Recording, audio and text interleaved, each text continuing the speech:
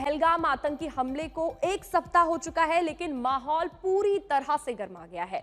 दरअसल भारत के तेवर पाकिस्तान को लेकर काफी सख्त नजर आ रहे हैं और सरकार आगे की रणनीति पर मंथन में जुटी हुई है, तो वहीं सेना हाई अलर्ट पर है। डोडा में 12 जगहों पर सुरक्षा बलों ने आतंकियों की तलाश में छापेमारी की। मधुबनी में 2-3 संदिग्ध देखे गए, जिसके बाद सर्च ऑपरेशन और ज्यादा तेज हो गया है। भारत में पाकिस्तान के 16 यूट्यूब चैनल्स को बैन भी कर दिया गया है। एक के बाद एक कड़े फैसले भारत में लिए जा रहे हैं। पाकिस्तान को सर्जिकल स्ट्राइक का डर लगातार सता रहा है और परमाणु हथियारों का खौफ भी दिख रहा है। भारत के जवाबी हमले से घबराए पाकिस्तान ने पीओके के लॉन्चिंग पैड से आतंकियों को बंकरों में भेज दिया है।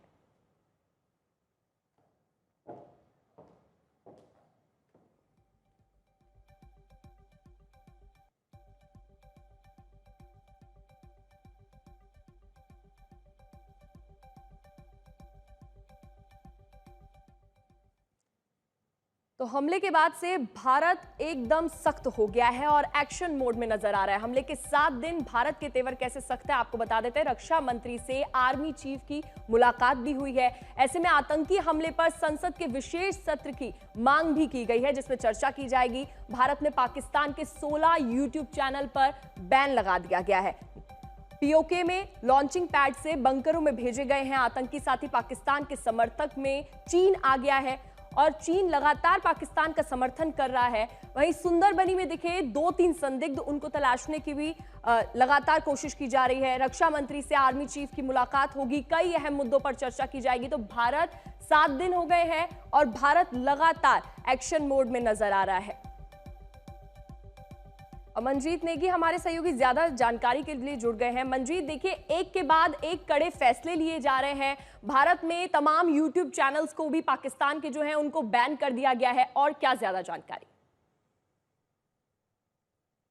देखिए, लगातार पहलगाम आतंकी हमले के बाद भारत ने जो खासतौर से पहले डिप्लोमेटिक कदम उठाए थे, उसके बाद अपनी अभी सैन्य तैयारियों को लेकर तीनों सेनाएं खासतौर से अपने विकल्पों को देख रही हैं और निश्चित तौर पर जब सरकार का आदेश होगा उस पर सेनाएं आगे फैसला करेंगी। लेकिन पाकिस्तान की घबराहट साफ तौर पर देखी जा सकती है। पिछले आज 5वां दिन है जो पाकिस्तान लगातार फायरिंग कर रहा है लाइन ऑफ कंट्रोल के अलग अलग इलाकों में। और एक जानकारी और देना चाहूंगा कि पाकिस्तान ने कल ही अपना जो रडार सिस्टम है वो भारत के अपोजिट सियालकोट इलाके में तैनात किया है। इसके अलावा उसने अपना जो इलेक्ट्रॉनिक वॉरफेयर डिटैचमेंट है उसकी भी यूनिट को भारत के सरहद के नजदीक भेजा है।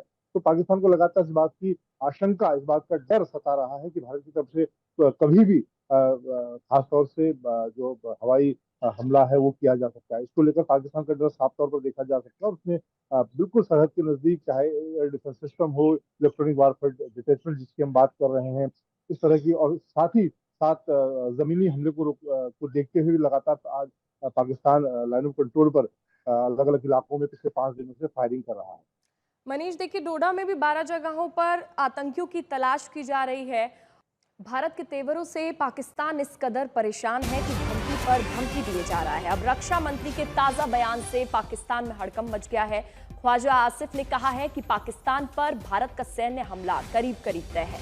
भारतीय सेना कभी भी पाकिस्तान पर हमला कर सकती है।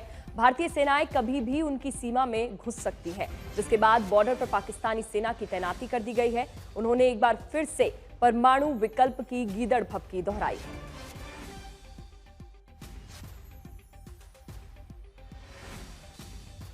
जैसे कि मैं सो रहा हूँ तो पिताजी को जगाना है मुझे, तो वो डायरेक्ट उठाने के बजाय, और हिंसा की परंपरा मेरे यहाँ नहीं थी सौभाग्य से, तो वो क्या करते थे कि उस कमरे में आ जाएंगे या बाहर से गुजरेंगे और चौपाई बोलेंगे, प्रात काल उठ गए रघुनाथा मात पिता गुरु नावई माता। कभी कभी मैं गुस्से में उठ करके अरे पापा चरण स्पर्श किया और सो गया, उनका अम्मत उठाना।